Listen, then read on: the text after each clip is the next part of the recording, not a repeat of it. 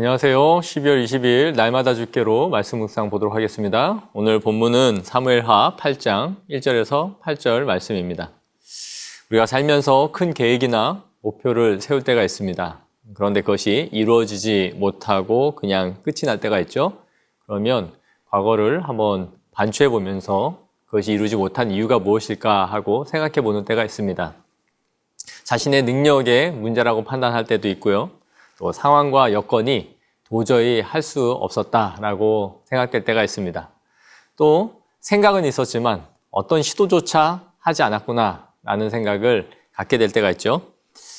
이스라엘 백성들에게는 다른 민족과는 다른 하나님과의 독특한 관계가 있었는데 그것이 바로 언약 관계였습니다.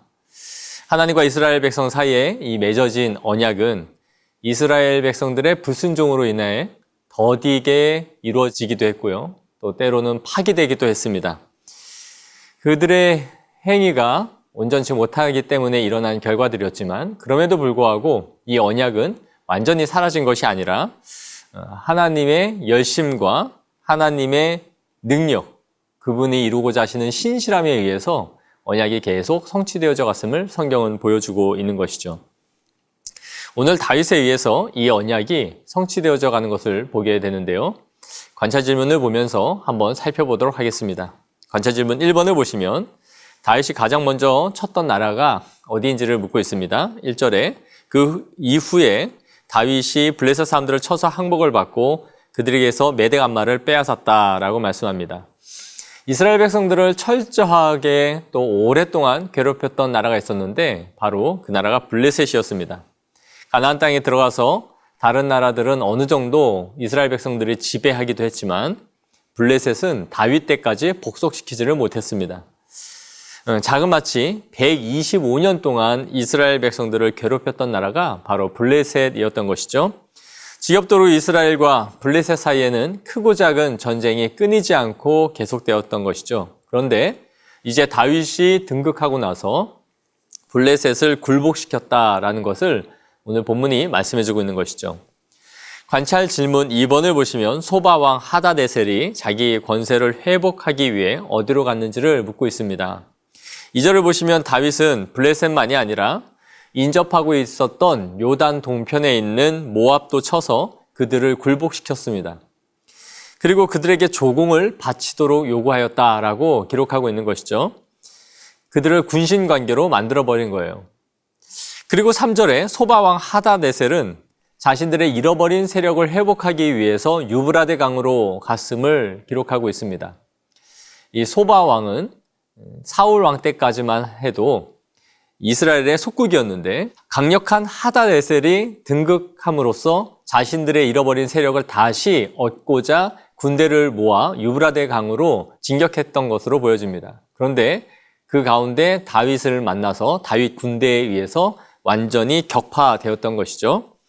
관찰 질문 3번을 보시면 사무엘서 저자는 다윗이 승리할 수 있었던 이유가 무엇인지를 묻고 있습니다. 5절에 소바왕 하다데셀을 돕기 위해서 아람 사람들이 지원군을 보냈다라고 기록하고 있어요.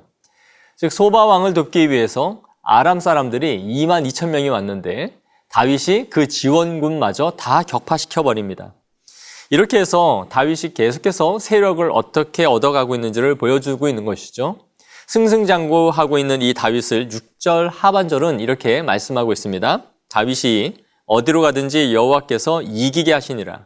이 모든 승리가 하나님께서 다윗과 함께 하심으로 이루어지고 있음을 성경 기자는 말씀해 주고 있어요.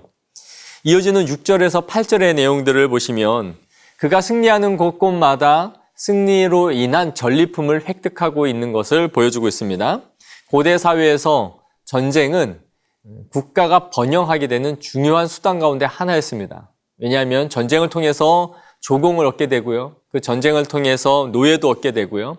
그렇게 하여 이 나라들을 복속해 나감으로써 국가가 점점 커가고 세력을 얻었던 것이죠. 이렇게 획득한 전리품들이 국가에 넘쳤고 많은 재원들이 확보되었음을 성경은 보여주고 있는 거예요.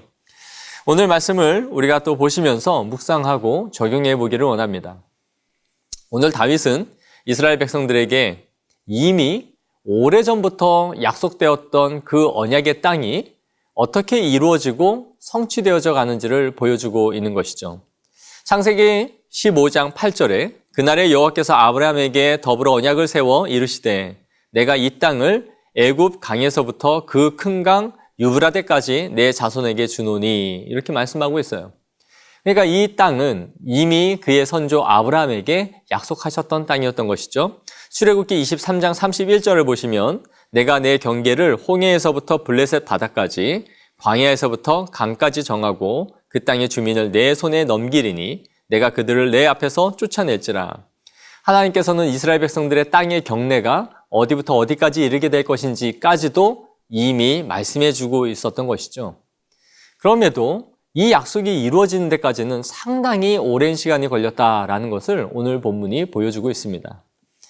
이렇게 하나님의 약속은 반드시 성취되지만 왜 이렇게 더디게 성취되어져 가는 것일까요? 앞선 사울의 불순종 때문인지 아니면 그들이 약속의 땅을 받고도 하나님이 주신 경내까지 노력을 하지 않아서 얻지 못했던 것인지 성경은 복합적으로 또 우리에게 말해주고 있지만 정확하게 무엇이다라고는 말씀해주지 않는 것 같아요. 그러나 하나님의 약속의 땅이 정복해 가는 데 있어서는 많은 사람들을 필요로 하지 않았다라는 것을 보게 됩니다. 즉 하나님과 마음이 합한 사람 다윗, 그 한 사람을 통해서 하나님이 약속하셨던 이 언약이 단번에 성취되어져 가고 있음을 오늘 본문이 보여주고 있는 것이죠.